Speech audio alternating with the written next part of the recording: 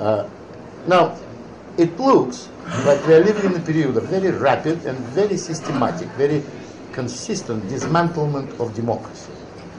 Look at this emergency, how it's called, Emergency Act? Civil Legislation, Civil Contingencies Act. And yeah, Legislative Reform right. Act. I mean, my immediate question, why do we need it?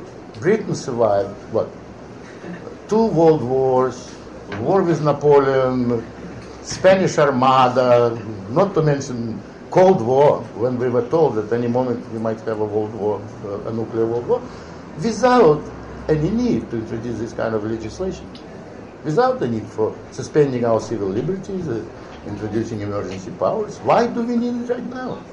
There is no explanation to that. Now, recently they are pushing a bill through Parliament about these regulatory reforms, which will suddenly make ministers legislators, who would be, without informing Parliament or bothering to tell anyone, introduce new laws. Now that can make a dictatorship out of your country in no time. And it seems to me that no one is taking any notice of it.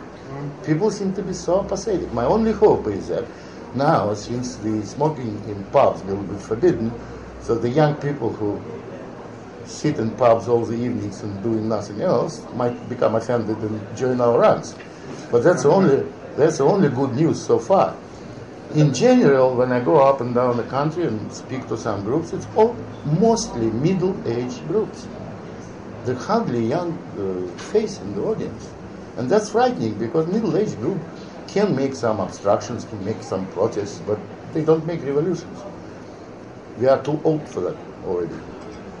Our entire hope is that the younger generation join the fray and start doing something. Then we will have some hope. In reality, today's situation is really grim. Major political parties became completely taken in by this project. None of them really are positive. And above all, most of them became very corrupt. Conservatives practically disappeared. I mean, they look like an endangered species now. So I don't really expect much from their side. Who's going to defend our freedoms? Who's going to do anything? It looks that we are heading to some kind of a collapse, some kind of a crisis. Most likely outcome, if there is no change in people's attitude, most likely outcome will be an economic collapse in Europe, which in due time will happen with growth of expenses, growth of taxes, what they call harmonization of taxes and social services. I love the word. It's straight from Orwell. For example, tell me, if in Sweden they pay 90% and we pay 40%, what will harmonization mean for Britain? Multiple choice. If the tax remains the same, is it goes up or is it go down? Very simple question. And of course, in due time, all this inability of them to create a competitive environment, overregulation of economy, bureaucratization of all this, it will bring to economic collapse. Particularly the introduction of euro, which anyone in financial business will tell you is a crazy idea. Currency is not supposed to be political. Currency is supposed to be currency. And if you have the interest rates established for all 25 countries in one place, then no one would be satisfied with this interest rate. It would be something average. So we lose the regulation of financial side of it as well as business side. So the ultimate result, and I have no doubt about it, will be a collapse of the European Union, pretty much like Soviet Union collapsed. But don't forget, when these things collapse, they leave such a devastation after themselves that it takes a generation to clear it. Just think what will happen if it all comes to economic crisis. The recrimination between nations will be huge. It might come to blows. Look at the huge number of some third world countries, residents now living in Europe. What will happen with that now? And that was promoted by European Union. What we'll have? We probably will have, like in the Soviet Union at the end, we had so much of ethnic strife that mind boggles.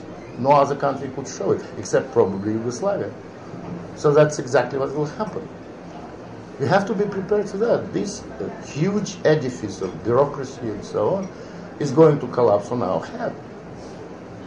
Because of that, I'm desperately trying to explain to everyone, the sooner we will finish them, the better. The less damage it will be done for us, for our countries, for our future.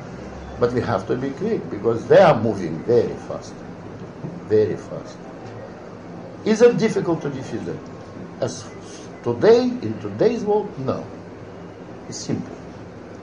If 1 million people will march on Brussels, these guys will run away to Bahamas. They are not used to this kind of things. If tomorrow half of British population refuses to pay taxes, nothing will happen. No one will go to jail.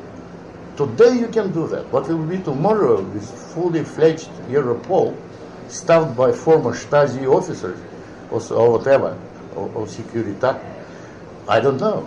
Anything may happen. We are losing time. We have to defeat them. It's not enough just to be critical. We have to sit and think and work out strategy in the shortest possible way to achieve maximum effect. Otherwise, it will be too late. So, what should I say? My conclusion is not optimistic. So far, despite the fact that we do have some anti-EU forces in almost every country, it's not enough. We are still losing, and we are wasting time. Thank you.